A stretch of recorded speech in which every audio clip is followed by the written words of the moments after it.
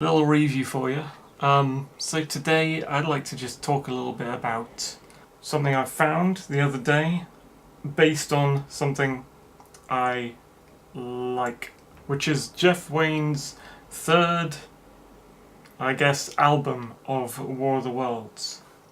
Third big album, I guess. I think you can get it on CD, but I found it on a music site. I think, well, I don't know what, like a reading audiobook site. And this one's called Jeff Wayne's The War of the Worlds, the musical drama. Now, the one that people recognise mostly as the original, which is Jeff Wayne's musical version of The War of the Worlds. I believe it was done in the 70s. This is not what we're reviewing, but this is the original album. This particular copy I've got is a collector's edition. It used to come in this size case because it was on a vinyl record. That was the original, and my dad had it as a vinyl record. And they've replicated this. This is actually a CD case. So it's got all the, like, everything that was on the vinyl record in CDs, and it's got extra features. But originally this would come as a vinyl CD case, and you'd have it this size, I think, mainly not just to hold the record, but because they did these spectacular double page spread paintings by a few people. I think Michael Trim, Jeff Taylor, and one other dude whose name eludes me. Peter Goodfellow, I think, was the other painter. And these paintings were part of the whole experience of listening to this musical play, I guess, like a rock opera, theatre play, sort of radio play of War of the Worlds. So you were getting kind of 70s rock music in a creepy sort of a way, with this kind of narrated read-through by really good actors. The original was Richard Burton. Of the original novel, the classic novel, H.G. Wells' War of the Worlds. This is the copy I've got. It's actually got a different story in there with it. The War in the Air, but let's ignore that for now. That's the original that most people know. It's quite popular in Britain, I think. It's more popular than I expected it was. I always thought it was a kind of little niche thing that not many people knew about, but my family had, and was this kind of dark, arcane, scary artifact. No film, I always say this, but no film or movie really scared me, but this musical play as a kid, this frightened me, and I think that's what kept me coming back. And I guess I eventually got over my fear, but I recognised the kind of atmosphere that led towards that was like something really deep. And of course it was based on the H.G. Wells novel, written in 1898, I believe. I think it was set in 1895. They published it in something called Pearson's magazine initially, so it didn't start off as a book, and they published it in serials, like little episodes. And in America they published it in Cosmopolitan magazine, which is a wreck these days. But back then in Victorian times it was a lot better. I think it was more of a women's magazine. That's probably what it is today though. Hopefully they had a good female readership of this story as well. And a lot of the characters are female, and Stephen Baxter did a semi-officially recognised sequel to the book War of the Worlds, and his sequel was called The Massacre of Mankind, where all the Martians come back and stuff. Anyway, tangent hopping as fuck. The point is that Jeff Wayne, who did that musical version, he was like the orchestrator. He put together all the music and planned it all with a bunch of other people.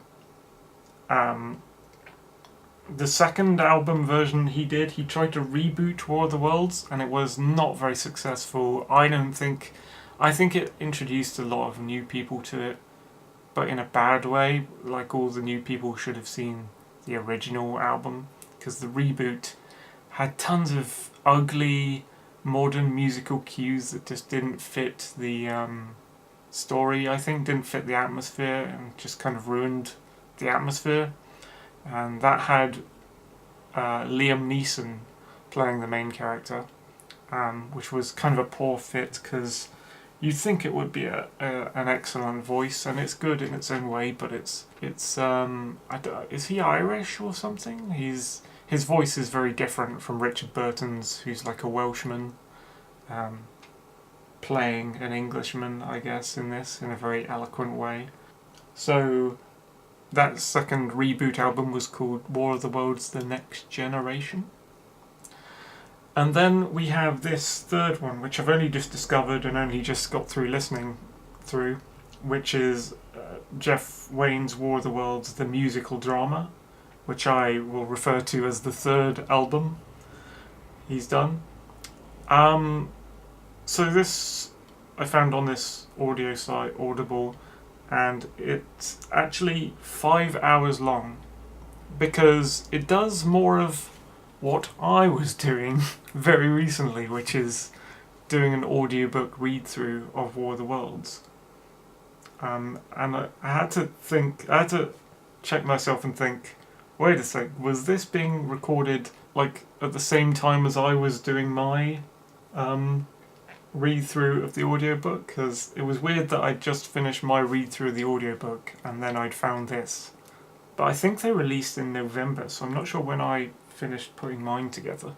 I'm not sure if I got mine released ahead of theirs or not. So I put out my concluding episode on the 25th of November 2018, and they appear to have released this on Audible anyway on the 29th of November 2018. Yes! I beat them to it by like, how many days? 4 days.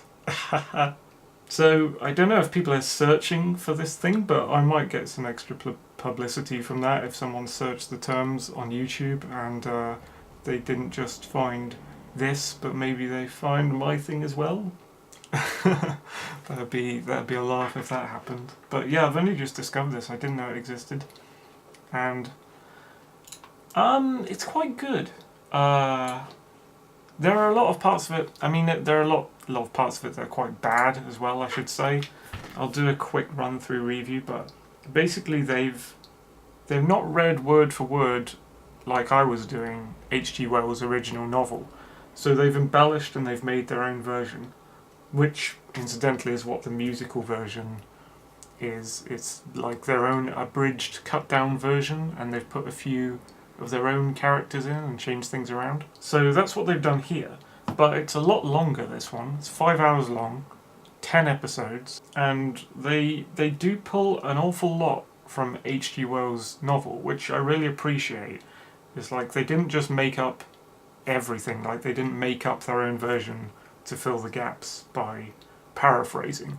They've actually taken quite a lot of the words from H.G. Wells' novel to fill the gaps, to extend it and make it longer. And I really appreciate that. So now I'm just going to go through kind of chronologically and just highlight some stuff that I thought was...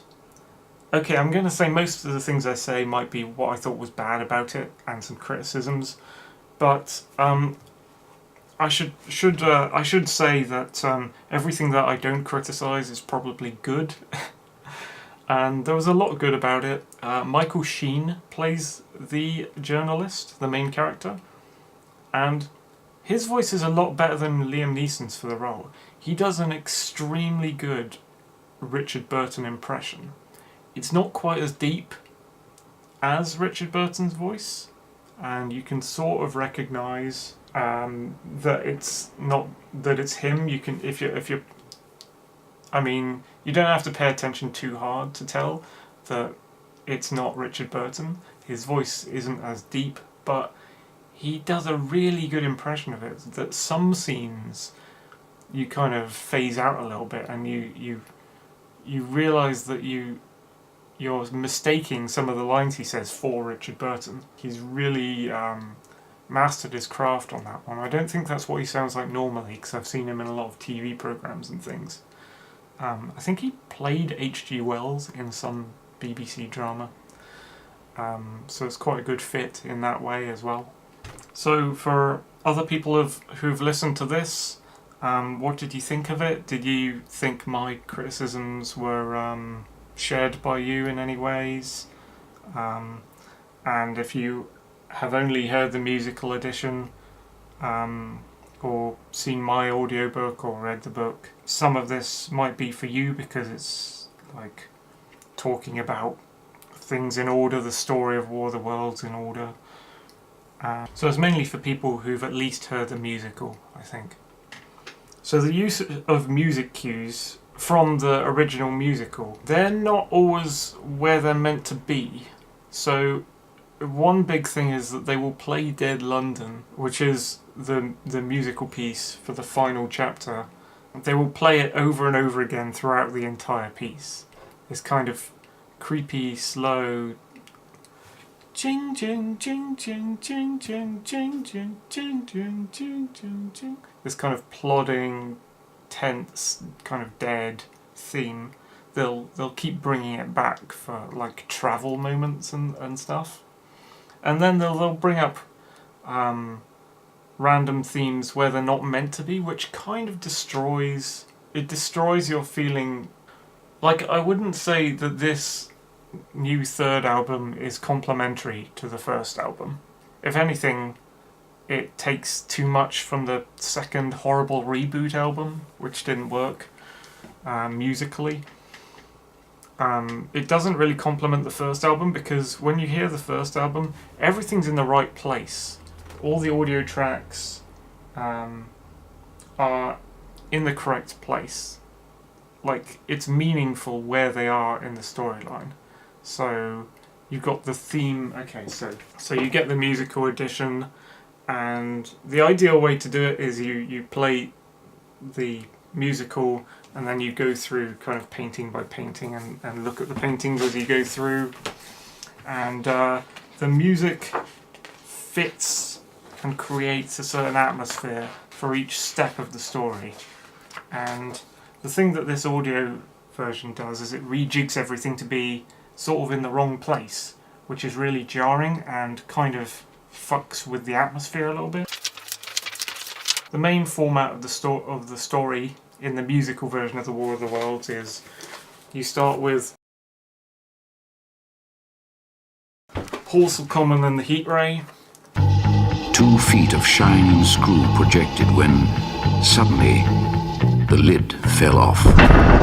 And you get this beautiful painting, which is really hard to frigging show. The Martians come and land in Victorian England in a big cylinder, and all the villagers and things in the towns come to see it, and then it opens up and the Martians start killing people and they know they're not friendly. Panic in the streets there. Look! There they are! What did I tell you?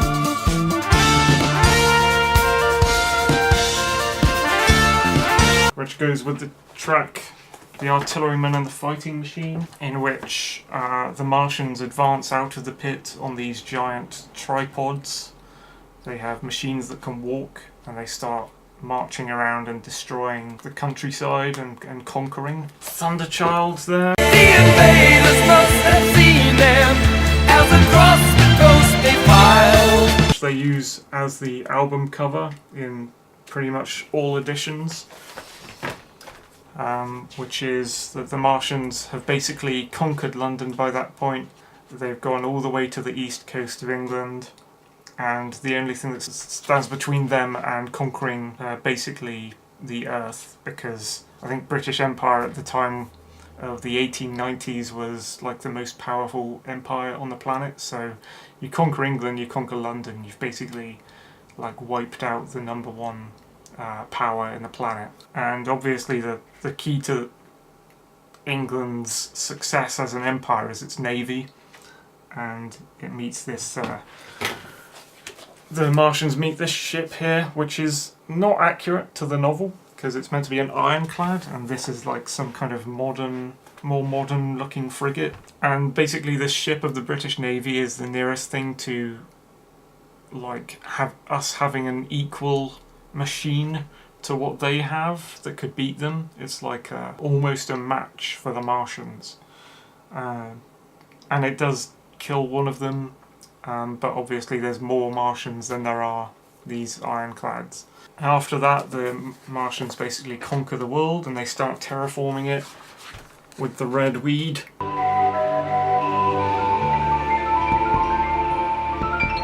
Into their own planet, and basically it just turns into a hellscape for a while. And then the journalist meets Parson Nathaniel, who, as of now, if you've seen my read-throughs, he was called the Curate in the original book. He's just this frigging insane religious zealot who thinks the Martians are actually demons. Don't touch me! But it's me, Beth. Your wife. No! You're one of them! A devil! He's delirious. Lies! In the book, in this musical, he's an insane religious zealot. In the book, he's not. He's different. He's like a really nervous. He's like an SJW. He's extremely selfish, quick to anger, over the top with his emotions, overreactionary with his emotions to everything. Just has no sense of calm or organization or thinking. Like he's like a weakling, and the journalist kind of pities him and ends up kind of killing him. All day and all night we sat, face to face, I weary but resolute, and he weeping and complaining of his immediate hunger. Which, yeah, we'll come to that. That painting goes with Spirit of Man, which is Parson Nathaniel's or the Curate's theme. And then you get the journalist getting freed from the hellscape bits of England, and he goes across country to a more untouched bit of London, and he meets the artilleryman again, and the artilleryman is his own kind of crazy. He's actually the most interesting character in the whole series, I think, the artilleryman. And the painting from here is actually that way up, because he wants to build a new underground empire in the sewers, and that chapter's called Brave New World. We're gonna build a whole new world for ourselves. And then the journalist leaves him because he thinks he's a bit crazy. He thinks he's lazy. That's the main thing. He's got all these plans for an empire, but he's work shy and he doesn't actually want to put the effort in. He's just a dreamer. And then Dead London.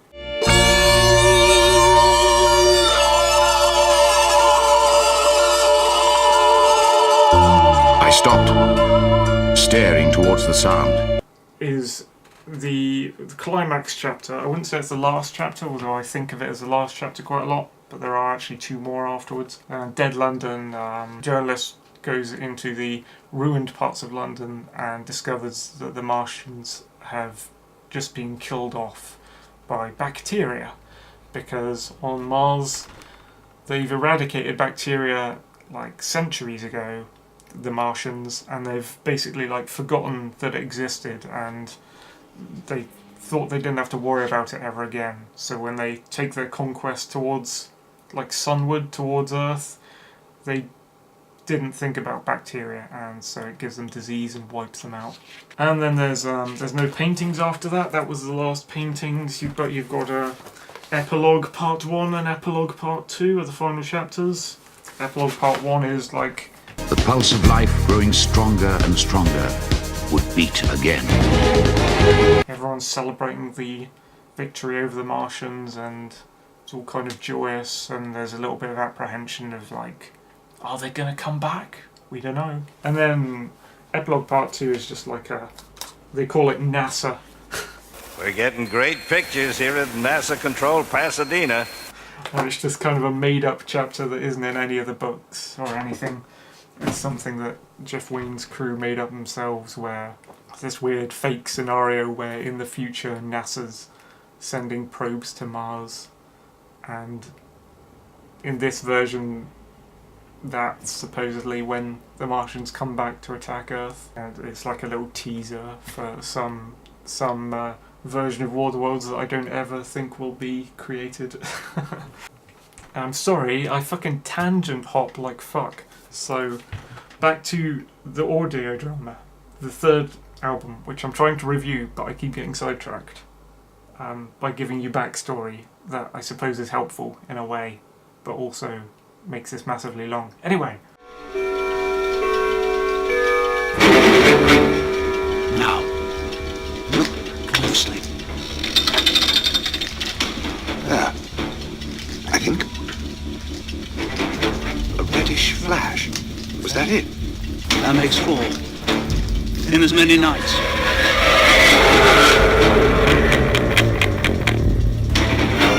And if each one is a missile... Ootzie.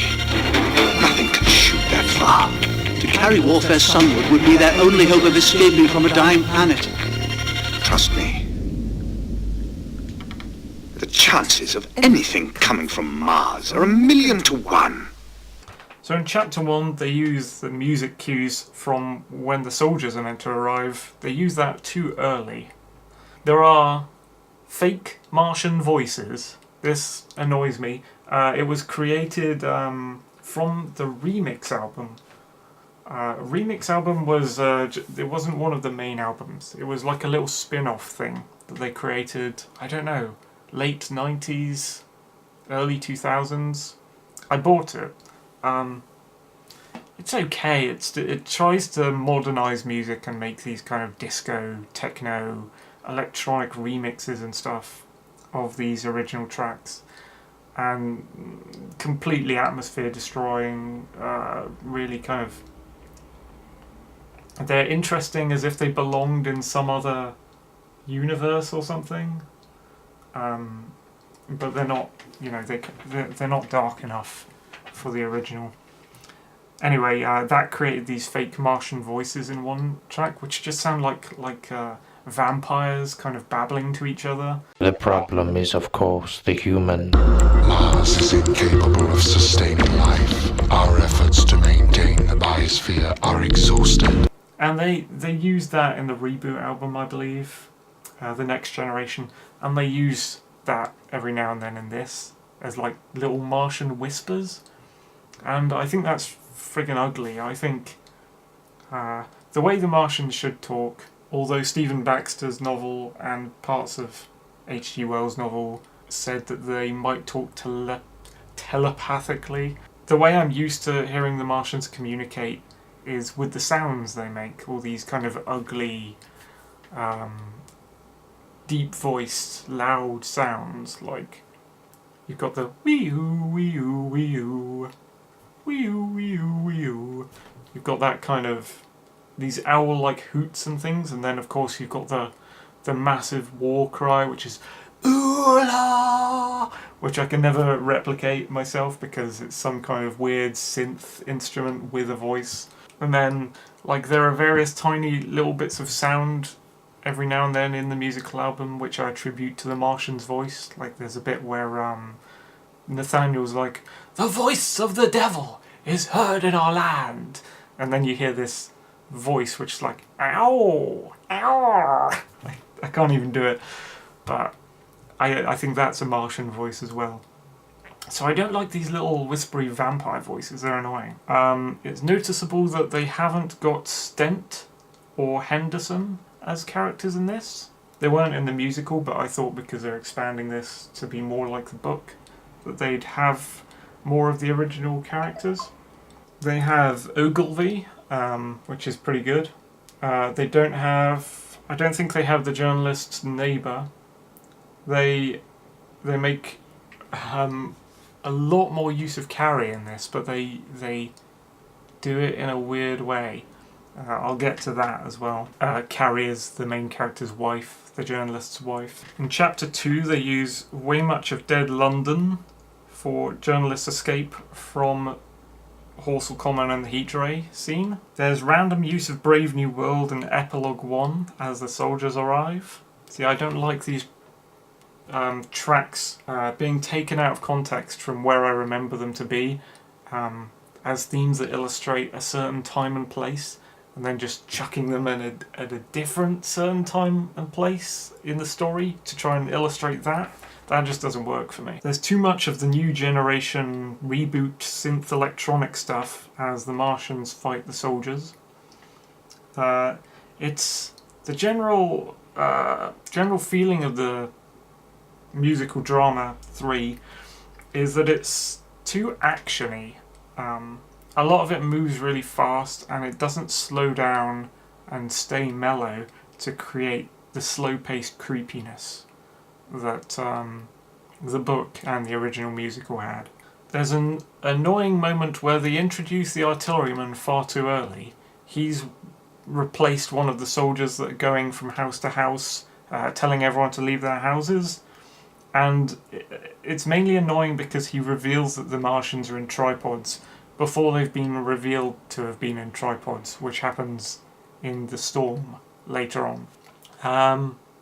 Noticeable that there's no hammering sound effects from the pit. They removed those. I am being messaged. Sorry about that. Chapter 3. There's strange banter inserts, not from the novel, when Carrie is taken to Leatherhead to meet the journalist's cousins. They invent some stuff. I think they invent some stuff about Queen Elizabeth and things like that, which is kind of unwelcome. There's some new inserts that I like, but there's some new inserts, like new inventions to the story that I don't like, and I don't know if I like that one. It's okay, but I think I'd work on the conversation a little bit better. Yeah, so one thing that really annoys me about this is, okay, from the reveal of the tripods in the storm, and for all of the tripod fighting machine stuff throughout the rest of the musical drama 3, they use these annoying whizzy mechanical leg sounds and these big slams that are meant to mean that the Martians are walking. And that, to me, that's too clunky for how the Martians walk. They're rubbish and robotic, and I always think of the Martians moving a lot more elegantly than that. There's a bit in some music from a Finnish industrial musician who I really like called Tero Kostama. His pseudonym is Tek. Teque. Anyway, he did a piece of music called Trial 1985. Yeah, Trial 1985. And in the introduction to that piece of music, there's this kind of metallic thing, but it's a lot smoother and subtle. And that's kind of how I imagine the tripods walking. Just like there's some kind of mechanical sound that they make when they walk, but it's a lot more subtle and organic, and you kind of don't notice it as much. Whereas what they use in this musical drama 3 is like so... It's like a bull in a china shop. It's so clunky. It's like... It's like, okay, enough of the stompy robot like that a child has invented. And in Trial 1985 by Tek, you've got this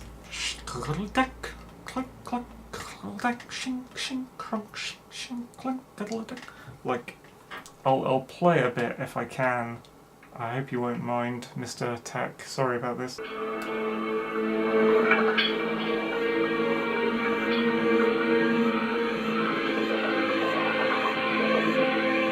Okay, that was from the opening, I think. It's all these kind of slidey, gentle metal sounds that don't really interfere, but they have their own kind of little bit of menace in there. I like that. I think they could have worked on the sound. Here too, in the storm reveal of the tripods, there's really annoying dubstep.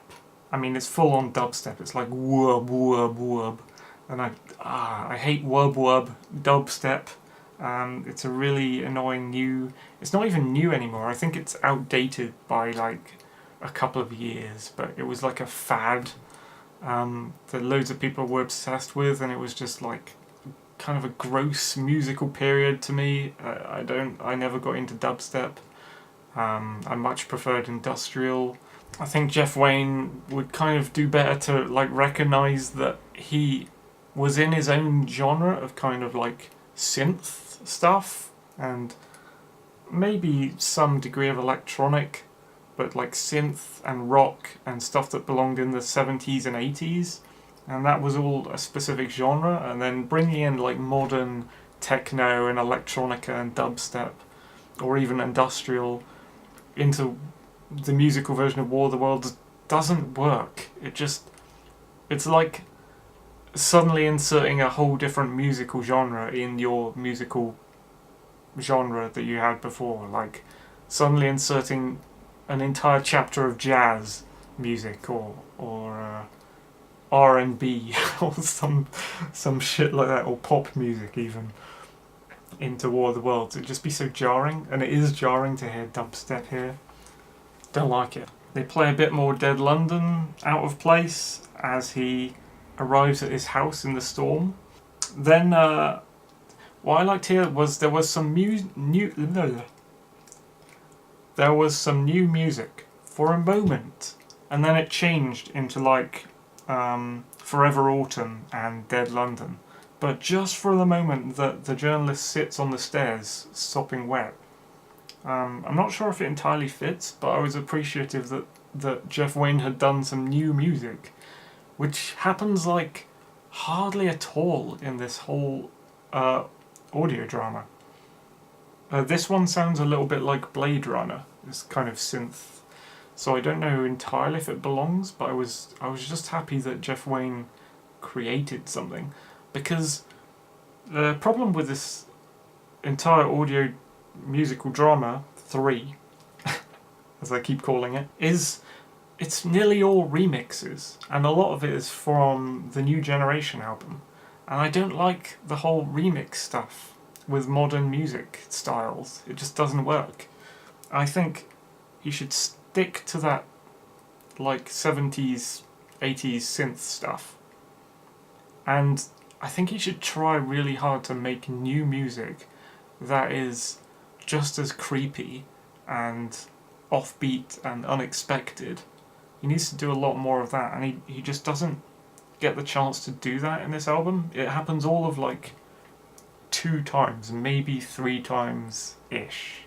The artilleryman actor in this doesn't really suit the powerful character he becomes, and I think his accent's okay. It's not what I was expecting. One horrible addition to the storyline was that the artilleryman randomly says, "The government has secret weapons." Oh yeah, that. I don't think the novel alludes to that at all. I know the Massacre of Mankind, Stephen Baxter does, but that's because they harvested the Martian stuff after the war and turned it into something. In chapter 4, I didn't appreciate that when the journalist and artilleryman leave the house, they play it as if it was the post-Thunderchild apocalypse, where the world gets wiped out and covered in red weed. They play that kind of feeling, that whole mood and atmosphere, way too early. Like, that should be reserved for after the destruction of Thunderchild, in my view. They make the general, or military commander, I think he's on horseback or something, that they bump into the forest from the original book. They bring him in. They make him unnecessarily stuck up and villainous. But in the book, I think he's really just a guy. He's just a standard military dude. In this, they've turned him into a villain, like a symbol of the evils of the British Empire or something, which is weird. There's a funny line... Right, there's a little bit they take from the book where a guy in Shepperton, an old guy in Shepperton, is being told to leave because the Martians are coming, and he's like, "Oh, I just want to move my orchids, my flowers I've got." But in this, and I definitely don't remember this being in the novel, they've inserted the line, "The Martians don't care about orchids," which cracked me up. Some of the voiceovers of the ordinary people in Shepperton are goofy and terrible. They insert the theme for the artilleryman's house arrival into the start of the Shepperton attacks, which is weird. There is a strange new music cue after the destruction of the Martian at Shepperton, which sounds like a bad R&B or pop song intro. Again, the improvements to the old music, supposedly improvements, ruin it a lot and destroy all the creepiness and scariness that the original musical had. The original had the ability to scare. There's too many new age sounds. The curate in this is named once again as Parson Nathaniel. He's treated okay, but the actor doesn't suit the character. It works a little bit for this version, where they're not actually using the Nathaniel you know from the musical. They're using the curate that you know from the novel. They're using it more in the terms of the novel's character. So he's more of this kind of petulant child, weakling, who just acts up and doesn't know how to be sensible in the face of, like he doesn't know how to control his fear, basically, in the face of a crazy crisis, enough to think his way out. And as the journalist meets Nathaniel, there are too many cues from late Spirit of Man and the Redweed 2. In Chapter 5 there's a strange insert of Carrie on a train writing a journal. This isn't from the book. There are scenes with Carrie and journalist cousins being asked to evacuate Leatherhead pre-destruction. Lots of invented scenes with Carrie alone in London. And at this point I realised that the character of the journalist's brother, the Doctor, has been replaced with Carrie. He's been stripped out and removed and entirely replaced with Carrie. So at this point on, she's doing all the things that he did. So she's meeting the Elphinstones, she's seeing the Thunder Child, you know. Whereas in the musical version, she gets on the steamer and leaves, and the journalist is in the same place and sees her leaving on the steamer, and he and her, from different vantage points, watch the Thunder Child fight, which is something that doesn't happen in the novel. It's the journalist's brother and the two Elphinstone ladies, one of which Stephen Baxter uses as his main character in The Massacre of Mankind. So Carrie goes to Waterloo Station in place of journalist's brother. So at this point in my notes I start calling her Carrie Brother, because basically the two characters have been amalgamated into one. Carrie Brother, she's played by actually Jeff Wayne's daughter, I believe. So I don't know if he's trying to get her some screen time and some acting roles. I think that's what's going on. Her voice isn't super charismatic, but it's kind of cute, and it's got this kind of quivering, it's between nervousness and kind of bouncy joyousness all the time. It's kind of sweet, but not powerful, you know. And I think, like Beth in the original musical, which in this version is relegated to a flashback, her voice had quite a lot of power, and I'd like, if they do a musical of The Massacre of Mankind by Stephen Baxter, if Jeff Wayne does that one day, he should get like a really kind of a powerful female voice for Miss Elphinstone. They pull a lot from the novel in this, and I noticed that they pulled the black smoke scenes out. But there are terrible music edits at its introduction, which are hilarious. It seems that when Carrie Brother meets the two Elphinstone ladies, are they both from the family Elphinstone? I'm not sure if it's just one or the other, and the other's a cousin. I don't know. But in that scene, they remove the revolver from the scene. I've noticed they remove the gun that one of the women has. So I wonder what that is.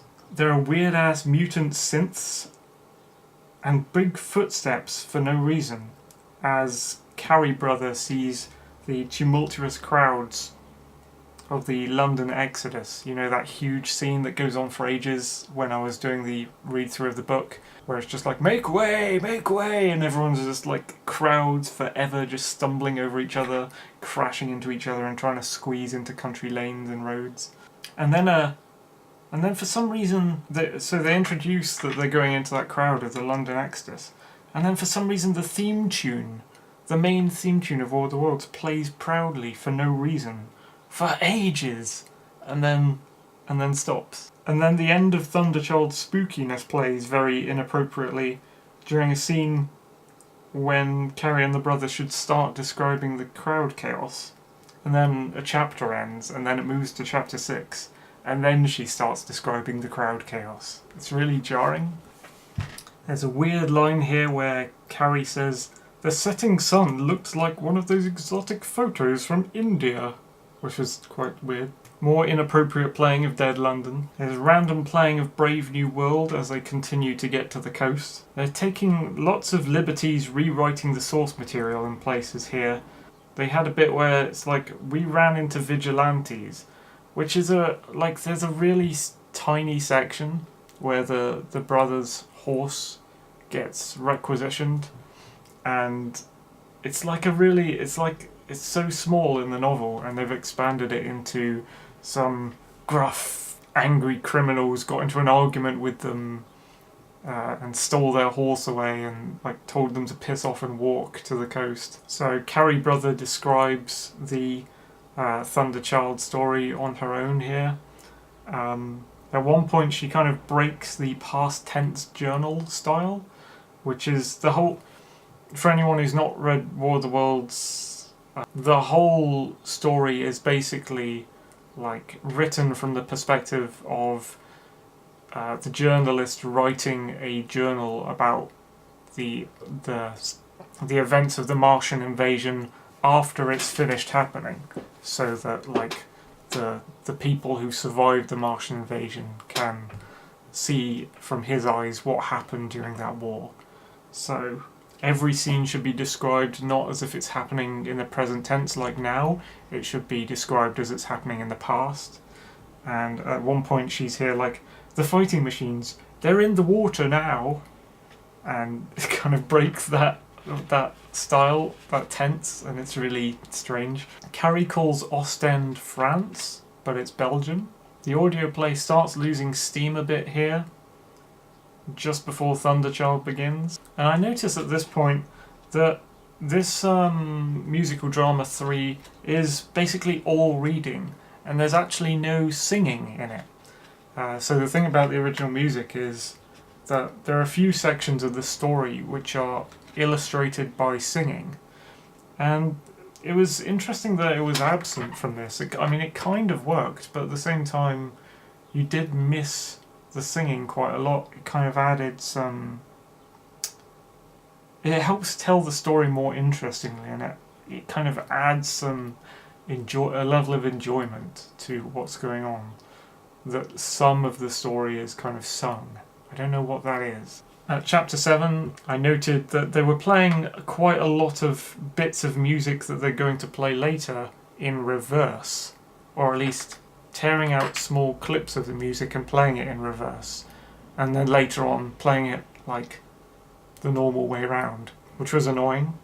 They go back to the journalist and Parson Nathaniel hiding in a ditch in chapter 7 here, and the sound they play for the firing of the black smoke canisters is wrong, because it's the sound that I associate with the cylinders flying by before they crash into the ground. All the cylinders being fired from planet Mars from the great guns, although I assume in space, because there's no air, you wouldn't hear a sound or anything. But that sound, I think it's not just for me, but that sound people attach to the cylinders flying, so it's really... I think they should have come up with a new sound for the weapon that fires the black smoke canisters, because they've never really had that in the musical before. There's weird techno music at the emergence of the kopjes, where the black smoke comes from, and it sounds bad. Again, here the parson or curate actor that they've chosen is no Phil Lynott. We really need a kind of maniac voice, I think, with the ability to also act that other side of his character that is just a childish fool. The parson announces that in this version his wife Beth had already been killed before this. So I thought, oh, that's interesting, have they removed that character? But then later on they show her in a flashback and they have her voice. It's a really weird scene where she's like, I don't know what's going on. I think she's hiding a Bible from him or something. Like he wants his Bible and she's like chucked it somewhere. I couldn't quite work out what was going on there. I don't like that the sound effect for the cylinder hitting their house, the house that journalist and Nathaniel hide in. That sound effect is basically nothing in this. It's like, oh, it's done. Oh, okay. An entire cylinder just landed on their freaking house, and there's nothing. In the original musical, it's like, clang, clang, clang, clang, clang, clang, clang. It's like really like dramatic. Like they've been landed on by a fucking meteor. Like you'd hear something, I imagine. You would hear something. I found that here there is some nice new music that Jeff Wayne's actually created as the journalist and Parson watch the handling machine in the new pit that they're kind of buried in. There's some actually interesting new music at this point. I don't like that they make the journalist's anger at the Parson slightly directed more at his Christianity rather than his childish pro-victim behaviour and cowardice. At chapter 8 there's a very weird organy soft rendition of The Spirit of Man here. It's kind of weird. Strangely it jumps back to the Horsel and the Heat Train music here, long after its time. Again, what I said about using the established music that is meant to illustrate one place and time in the story, just kind of broadly splattering it at random through the entire piece doesn't really do it any favours. There's some bad music editing cuts from the new pit to a flashback with Beth in the past. Yeah, they make some bad editing there. For some reason they make the Parson go, "Ha ha, you really think your wife is still alive, lol." I mean, I'm paraphrasing, but basically that. I do congratulate them on how much of the original novel they put into their script, especially here at the bit where they're kind of imprisoned in the knockdown building that's sort of wedged into the side of the pit. There's some really bad remixy music editing as the handling machine's claw touches the journalist's boot. At one point the journalist, because a dog pokes his nose into the kind of ruined building where he's hiding, that signals sort of the first sign that the Martians have pissed off and it's kind of safe for him to come out. But the dog pokes his nose in and is like, "I was terrified that the Martians would devour the dog." And I was like, haha, no you weren't. No you weren't. Because in the novel, he wants to eat the dog. He literally tries to encourage the dog over so that he can eat it. Because he doesn't know that the Martians are gone by that point. He's just like, food. The journalist laughs kind of wimpily as he escapes, and it kind of breaks character for me. It kind of breaks the deep voice of Richard Burton. There's more misplaced Dead London music here. They seem to put it everywhere. It's interesting that they put in the journalist kills the Parson, and in this he kills him with a knife, I think, rather than, I think it's like the butt of an axe or something in the novel. But it's weird that they put that he kills the Parson, and he gnaws on a sheep's skull in some woods he found, but they don't put in he wants to eat a dog. Where is the line in this morality code of the story editors? And the removal of the gun, I'm not quite sure what's going on there. They insert the Martian Dying brand of ooh-la, which is like a sadder, drawn-out kind of ooh-la. They insert that before Brave New World for no fucking reason. I don't understand. Everyone knows it's the Martian Dying sound. And then immediately they cut to a long play, the new generation disco-ish version of the main theme tune for ages. Then, chapter 9, there's more out-of-place Dead London theme before Brave New World. They just smatter this everywhere. They call the journalist George, which I think is weird, and they call the artilleryman Jackson for some reason, which I think is weird too. And Stephen Baxter calls them something different. I think the names Stephen Baxter uses in The Massacre of Mankind are quite interesting. A lot of them refer to the actors of the musical, which is pretty cool. I like that they include a lot of the artilleryman's speeches in chapter 9 here, but the actor and accent convinces me more of his kind of friendly side, his lazy side, his scared side, than that kind of other side to him, which is powerful and dark and charismatic and like fuck the weak, and we're gonna create this underground utopia, and like, have you seen those people on the streets? I hate how they act, and like, you know, he's got this side to him that's just like, fuck, we could just erase all these twats that I used to see in my life and start again with my own kind of, the own kind of people that I agree with.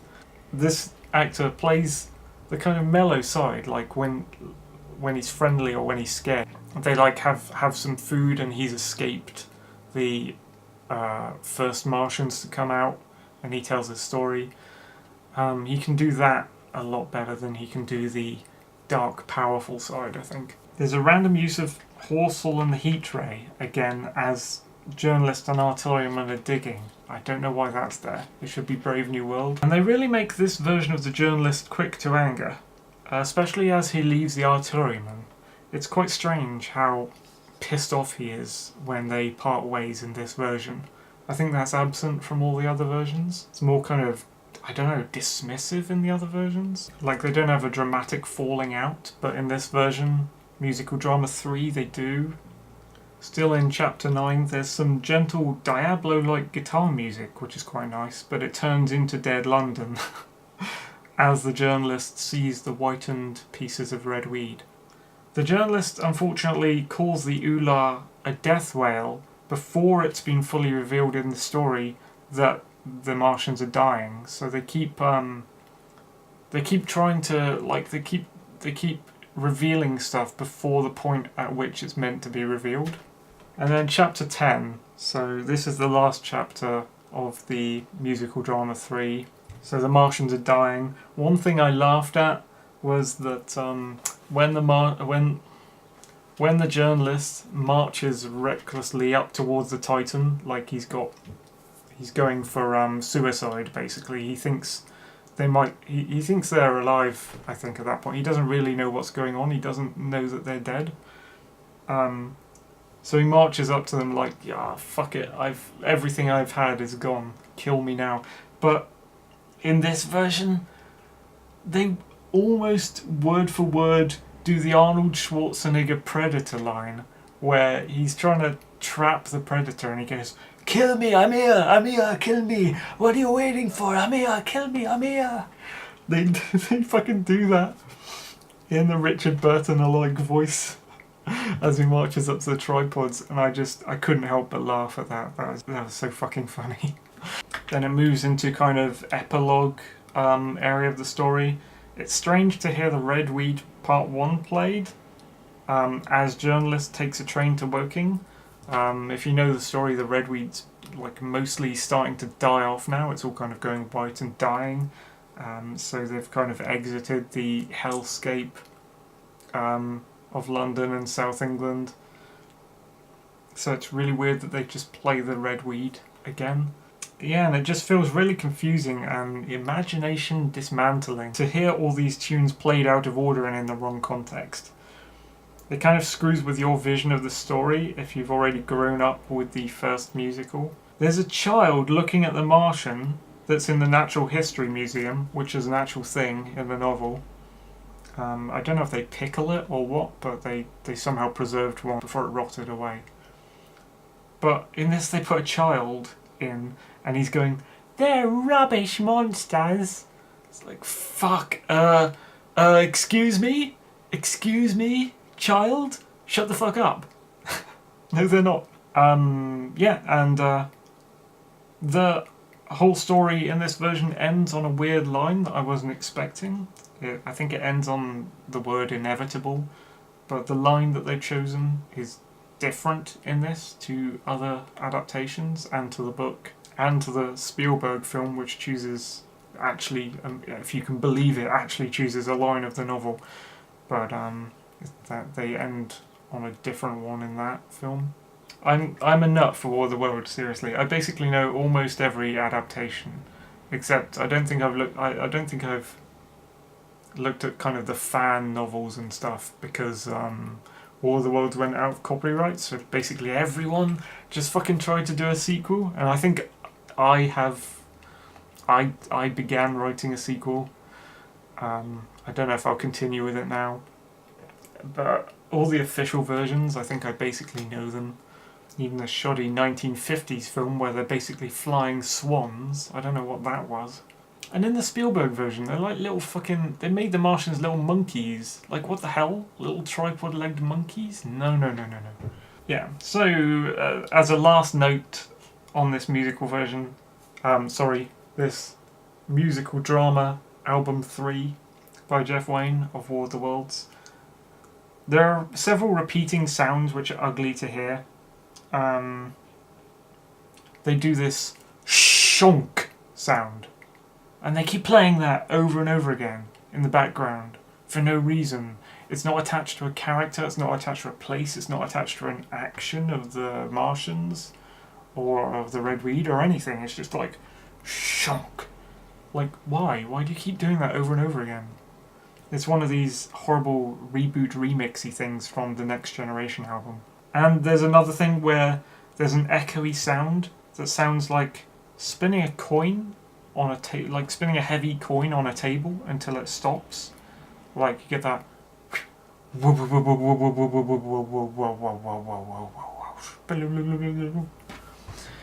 They keep doing that. Like, I guess they put it as I don't know if it's a chapter heading. It's like a scene splitter. They put it in for a mellow scene splitter. But that's kind of annoying too. I found myself just going, take it out, you know. I don't like hearing that. What it really needs. So it was quite good. So I've got to the end of reading through chronologically now. It was quite good. I enjoyed Michael Sheen's reading in a Richard Burton style. I enjoyed all the editions of the novel. I didn't enjoy... It's strange because Jeff Wayne created the musical version. I always think of him as this sound mixing visionary, this musical genius. But I think I don't know what's going on with him, man, because he's not making new music. He's doing tons of remixes with horrible choices of modern styles of music and trying to mix them in with this, like hybridize them with old 70s synth music and rock, and it just doesn't work. And I don't know if he knows that or not, or I don't know if... I mean, I can't imagine, like, kids who've never read the book and never heard the original #1 album musical of All the Worlds, but they start, like, their introduction to this whole universe is watching The New Generation and this. I think they would come into it and go, oh, it's fine. Like, and that sounds kind of sick to me because I got such a big hit myself off the atmosphere. Like, so I got such a deep, strong feeling that even made me scared of the atmosphere of the original book and particularly the original musical. And these second and third musicals do a lot to ruin that and destroy it. And I'm not being mean, I just think, you know, if you go slower with it and you be more creepy and you learn what it was that made your originals good, the kind of sounds, like, make sure you attach sounds to characters, places, and actions. Like, make every sound and every piece of music that you make contextual. And then don't remix anything. Don't borrow modern sounds. Use the old style to create new music to fill the gaps. That would be fucking perfect. But I like that this cares about the novel enough to include tons of pieces of it. And while there's tons of flaws with Stephen Baxter's book, The Massacre of Mankind, which I'll show you briefly. And I hate that I can't really read this to you because of, like, copyright things. Like, H.G. Wells is out of copyright because of some weird rule that says, what was it, 45 or 70 years after you die, all your work goes out of copyright and everyone can use it. But we're just talking about like reading a book on a video on YouTube. Apparently it's hard to do that with certain works. I just don't understand that at all. I don't know why. Like, I'm just, like, I can read it to myself alone, but I can't read it to other people. Or I can read it to other people, but I can't read it on a video to other people. I don't understand that. Anyway, there's a lot that this pulls from the original novel, and even from the musical, to create a story, and I appreciate that, even though there's still tons of flaws with this, tons of weird fucking stuff with this. I could review it, but I can't read it, I don't think, as video. So there's my very long friggin' review of Jeff Wayne's The War of the Worlds, the musical drama 3, I'm going to call it, his third album of War of the Worlds. I'm a War of the Worlds nut, so it's good to cover this. Also, I've just completed reading my audiobook on YouTube of The War of the Worlds, complete with crappy graphics. Also, I did a student film at the end of uni called Sightings, which is pretty much based on War of the Worlds as well. You can watch that on my YouTube channel. And I would, if I was recommending War of the Worlds, I would say read the original book. Listen to, while leafing through the paintings, the musical version, the original. You can get it on a vinyl record if you have a record player, or you could buy this collector's edition. Make sure you get it kind of this size, because then you can really look at the incredible detail in the paintings. It's something you have to look at. Like, get in a dark basement, have a little bit of light, and look at the paintings while you listen to the music, and just try and dream and kind of slightly indulge in the fear of it that it might produce. Because I think that's part of the appeal of War of the Worlds is it's this dark, it's like Alien, right? It's this dark nightmare that you kind of take pleasure in indulging in, sort of thing. Or at least that's how I see it. And it's very English, you know, it's very based in England, so although there's the Orson Welles radio play based in America, and there's the Spielberg version, which you can enjoy that as a different sci-fi, don't call it War of the Worlds. And then you got the 1950s version where they're all fucking swans, and it's just really, it doesn't make any sense. Those are all kind of Americanized versions of War of the Worlds, and I would stick with the English version because the original is all about Victorian London, basically, Victorian England.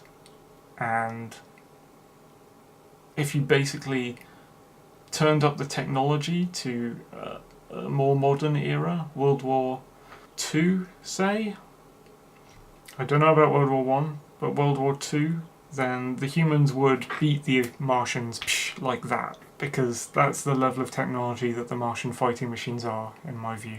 You know, they can stand up to artillery cannons, they can stand up to old style ships, and maybe like ancient tanks, but after that, like, yeah.